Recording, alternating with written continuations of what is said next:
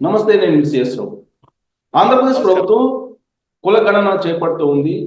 ఎన్నికల సమయంలో ఇలాంటి గణన చేయడం అనేది అందరికీ న్యాయం చేయకుండా కేవలం ప్రభుత్వానికి మాత్రమే న్యాయం జరిగేలా ఉందని చెప్పి ఈఎస్ శర్మ గారు, రిటైర్డ్ ఐఏఎస్ అధికారి, లెటర్ రాయడం జరిగింది కేంద్ర ఎన్నికల సంఘానికి. అసలు ఎందుకు లెటర్ రాయాల్సి వచ్చింది అనేది తెలుసుకునే ప్రయత్నం చేద్దాం. ప్రస్తుతం ఈఎస్ శర్మ గారు మనకు అందుబాటులో ఉన్నారు. నమస్తే అండి శర్మ గారు.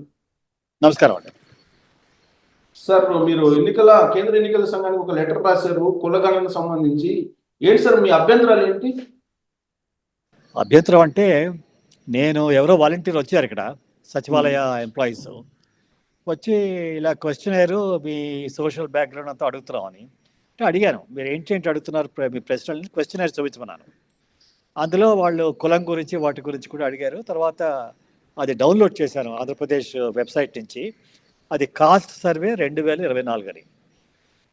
నా ఉద్దేశం ఏంటవుతుందంటే, ఇప్పుడు ఇది 5 ఏళ్ళు ఈ గవర్నమెంట్ ఉంది. ఈ 5 ఏళ్ళు ఉన్నటువంటి గవర్నమెంట్ ఎలక్షన్స్ ముందు ఇటువంటి కాస్ట్ సర్వే తీసుకోవడం చాలా అభ్యంతరకరంగా ఉంది.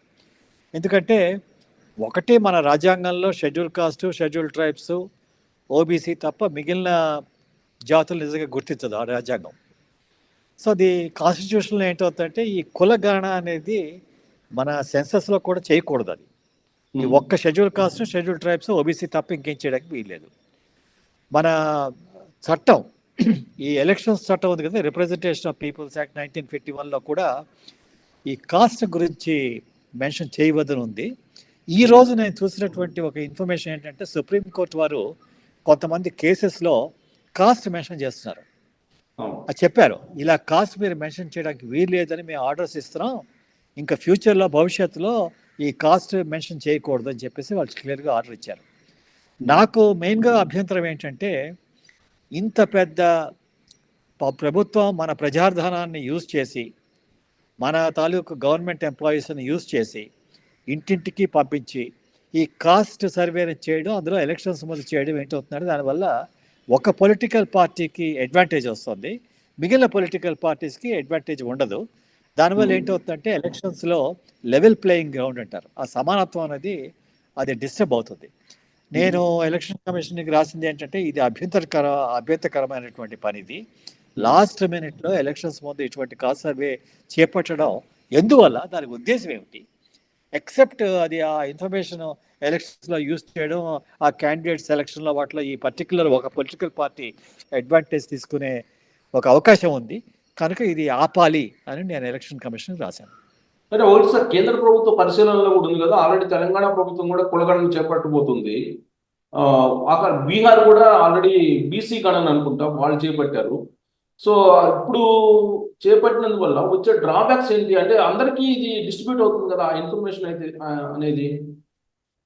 అంటే ఒకటి ఏంటంటే, schedule caste, schedule tribes, OBC గణన అనేది ఇంపార్టెంట్. అది ఎందుకంటే దానికి రాజ్యాంగంలో ఒక పర్టికులర్ ఒక దానికి హక్కు ఉంది వాళ్ళకి. కానీ ఏమైందంటే, ఈ సెన్సస్ ఆపరేషన్స్ అంటారు కదా, జనగణన అని 2021లో చేయాలి. అది కేంద్ర ప్రభుత్వం చేయలేదు. ఏదో సాకుతో వాళ్ళకి కేంద్ర ప్రభుత్వంలో సమాచారం, ఎక్కడ సమాచారం ఉన్నా దాన్ని అడిచేస్తున్నారు ప్రజలకు తెలియకూడదని. ఈ 2021 జనగణన కోవిడ్ పేరుతో అది అప్పుడు వాయిదా పెట్టారు. ఇంతవరకు చేయలేదు. 2026, 27 కూడా వస్తలేదో మనకి సర్టనిటీ లేదు. దాని మీద నేను కేంద్ర ప్రభుత్వానికి ఒక లెటర్ రాశాను.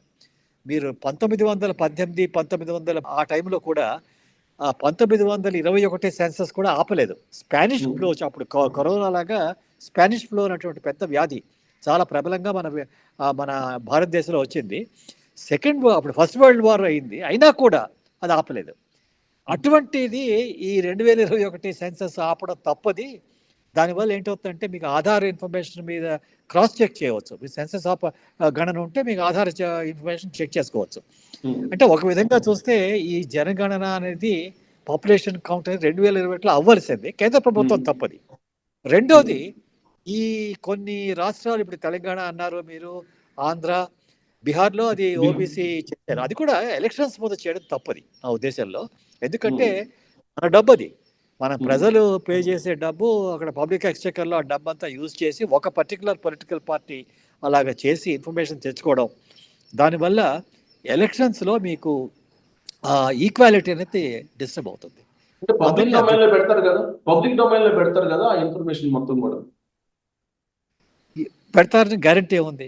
రెండోది అది ఇన్ఫర్మేషన్ పబ్లిక్ డొమైన్లోకి వచ్చినప్పుడు ఎంతవరకు యాక్సెసిబుల్, ఎంత ఇన్ఫర్మేషన్ పెడతారు, అది క్లియర్గా లేదు అది. ఉమ్, అది రెండోది ఎలక్షన్స్ ముందు చేయాలి మరి. ఇప్పుడు ఉమ్, ఎలక్షన్స్, అసలు ఎలక్షన్స్కి కాస్ట్కి సంబంధం లేదు. ఎప్పుడైతే ఉమ్. మీరు ఆ కాస్ట్ డివిజన్ వస్తుందో ఎలక్షన్స్లో, other than schedule caste, schedule tribe, OBC, అది ఎప్పుడు తప్పకుండా అది ఉంటుంది అది. లాస్ట్ ఆ? క్యాబినెట్ లో దీన్ని పెట్టినట్టున్నారు కదా, లాస్ట్ క్యాబినెట్ లో పెట్టారు, ఇప్పుడు దాన్ని ఇంప్లిమెంట్ చేస్తున్నారు. అనుకుంటాను. నేను అనుకోవడం అది తప్పది. ఎలక్షన్స్ ఉమ్. ముందు చేయడం తప్పు. ప్రజల డబ్బులు యూజ్ చేసి చేయడం తప్పు. ప్రజల ఎంప్లాయీస్ని యూజ్ చేసి చేయడం కూడా తప్పేది. ఎలక్షన్స్ మరి ముందు ఏది చేస్తున్నారే సరే అది సస్పెక్ట్ అనమాట. అటువంటి అటువంటి ఎన్యూమరేషన్ ఎప్పుడు సస్పెక్ట్ అది. ఇప్పుడు ఒకటి సార్, చాలా మంది ఇప్పుడు ఈ బీసీ వెనుకబడిన వర్గాలకు సంబంధించిన నాయకులు ప్రెషర్ చేస్తున్నారు కదా, మా బీసీ గణన చేపట్టాలి, బీసీ కులగణన చేపట్టాలి అనేది వాళ్ళు డిమాండ్ చేస్తున్నారు. దానికి అభ్యంతరం లేదా బీసీ గణనకి? ఎలక్షన్స్ ముందే చేయాలి. ఇప్పుడు ఉమ్, 5 ఏళ్ళు ఒక ప్రభుత్వం రూల్ చేసినప్పుడు ముందు చేస్తే నాకు అర్థం ఉంది, ఏదో మధ్యలో చేస్తే అర్థం ఉంది. ఎలక్షన్స్ 3 నెలలు 2 నెలలు అనగానే అంతకు ముందు పెట్టడం ఉమ్, దానికి ఎక్కడా కూడా సబబుగా లేదు. రెండోది, ఇప్పుడు ఈ బ్రాహ్మిన్ కార్పొరేషన్ అన్ని పెడుతున్నారు, ఇవన్నీ తప్పు ఇవి. నా ఉద్దేశంలో ఉమ్, అటువంటి ఉండకూడదు. నేను బ్రాహ్మిన్ కార్పొరేషన్ పెట్టినప్పుడే నేను రాశాను అది చేయడానికి ఉమ్, వీల్లేదని ఉమ్. అప్పుడు. అంటే అగ్నెస్ట్ కాన్స్టిట్యూషన్ అంటారా? ఏమండి? అగ్నెస్ట్ కాన్స్టిట్యూషన్ ఈ బ్రాహ్మణ్ నా కార్పొరేషన్? ఉద్దేశంలో అగేన్స్ట్ కాన్స్టిట్యూషన్. మిగిలిన కాస్ట్, నేను ఎప్పుడు schedule caste, schedule tribes, OBCs object చేయను. అది కూడా నా ఉద్దేశంలో ఎక్స్పర్ట్స్ని పెట్టి, ఇప్పుడు సర్వే అనేది దానికి ఎక్స్పర్టీస్ కావాలి. సర్వే ఎటువంటి ప్రశ్నలు వేయాలి, ఎలాగ వేయాలి, ఇవన్నీ ఎక్స్పర్టీస్. ఇప్పుడు మన సెంట్రల్ ఆర్గనైజేషన్ వాళ్ళు దాంట్లో ఎక్స్పర్టీస్ ఉంది. వీళ్ళు స్టేట్ గవర్నమెంట్ వాళ్ళ ఎంప్లాయీస్ని పిలిచి వాళ్ళని పంపించి చేయడం, దాంట్లో ఎక్స్పర్టీస్ లేదు, వాళ్ళకి ఎక్స్పీరియన్స్ లేదు, వాళ్ళని పంపించడం తప్పది. ఒకటి సార్, మీరు సీనియర్ ఐఏఎస్ కదా, సో మీకు అపార అనుభవం ఉంది.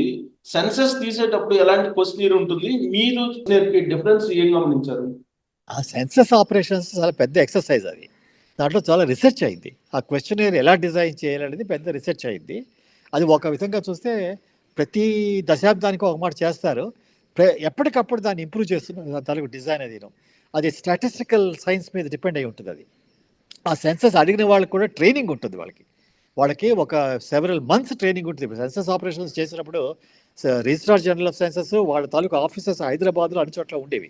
వాళ్ళు ఏం చేసేవారంటే ఆఫీసర్ని పిలిచి ఎవరినైతే అప్లై చేస్తున్నారో వాళ్ళకి ట్రైనింగ్ ఇవ్వడం, వాళ్ళకి ఎలాగ దాని క్వశ్చన్స్ అడగడం, ఎలాగ దాన్ని రికార్డ్ చేయడం, ఇవన్నీ చాలా ఒక ప్రొఫెషనల్గా ఉండాలి అది. ఇది ఏం చేశారంటే ఏదో సచివాలయ ఎంప్లాయీస్ని పిలిచి పంపించి మీరు ఇలా కలెక్ట్ చేయండి డేటా అనడం తప్పది. దానివల్ల ఇన్ఫర్మేషన్ ఎంత రిలయబుల్లో కూడా చెప్పలేము మనం.